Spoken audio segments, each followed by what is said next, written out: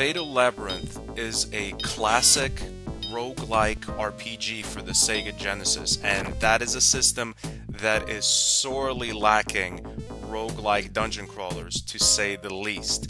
Now, this review is a review but also a retraction of my old review of this game, which I made probably like 4 or 5 years ago by now. In that review, I pretty much praised the game for the most part, but I still called it an awful game for what I thought was a game-breaking mechanic, and that is the fact that sometimes when you walk on a floor of a game, there is a dead end. Like, there's nowhere to go. All the rooms are, you basically went into every room, and there's still not a staircase leading up, so you have to restart the game. It's a dead end. Now, in my second playthrough, I found that this is not true.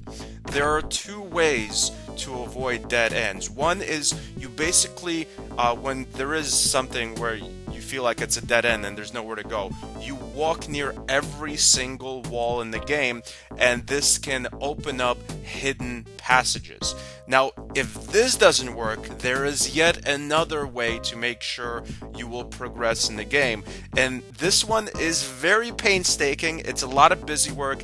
It's kind of stupid, especially in levels where there's a lot of ground to cover, and that is you have to touch every single wall tile, and this opens up a hidden passage that will let you progress in the game. So far, even in levels that feel like dead ends, if I touched every single wall tile, I have still found basically hidden passages to progress to the next floor of the game. This is definitely annoying, it's stupid, but it is not game breaking, it is just annoying.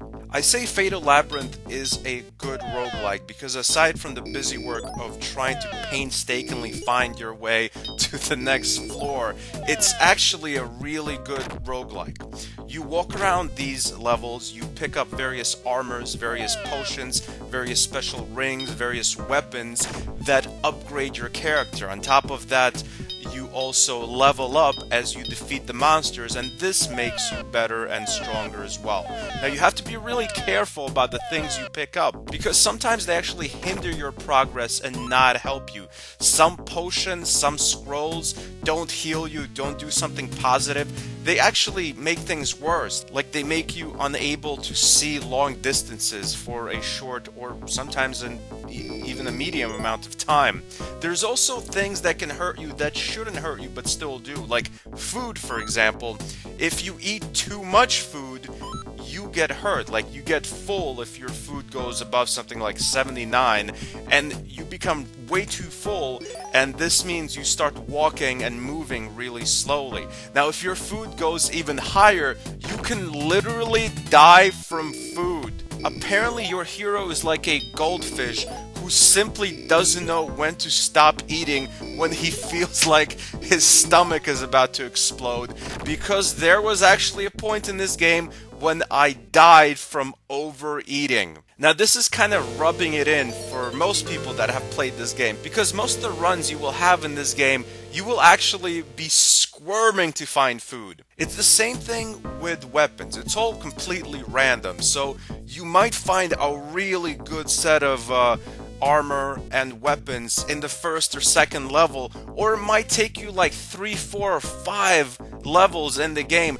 to actually find something decent. So you'll be running through the game with a tiny little sword or a horrible little worthless knife. You can also throw things at the enemy. This is really helpful when you pick up too much of something. Like, when you have too many weapons, you can basically use them as a projectile weapon and throw them away. You won't use them, especially if they're not as strong as the weapon you're currently using, so it's just a smart strategy. Because the dungeons are random, the game can get incredibly hard, mostly because there are combinations of enemies that attack you that are almost impossible to beat, or just as close to impossible as you can get. Like an enemy that hits really hard, and then an enemy standing right behind that enemy that can shoot projectiles that freeze you in place, so you can't perform any actions for a few turns. So you're frozen, you get hit like 3 times instead of 1,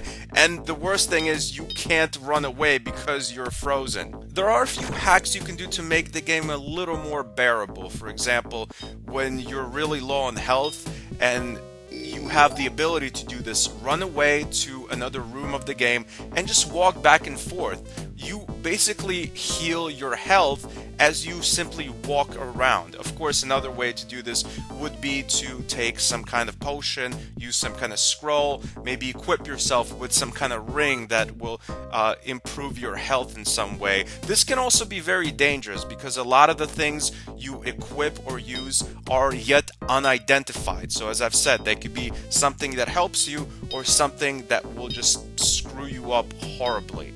It's really a roll of the dice, much like all the randomly generated dungeons. The game can get pretty difficult, but that is just the nature of roguelikes. As long as there's a great selection of enemies, there's a lot of gameplay, there's a lot of different things you can equip that can help you, that's what makes a roguelike great. It's exploring dangerous dungeons, trying to survive, and that is where this game shines. And that is why I'm giving it an official new stanburdman rating of a classic 8.1 out of 10.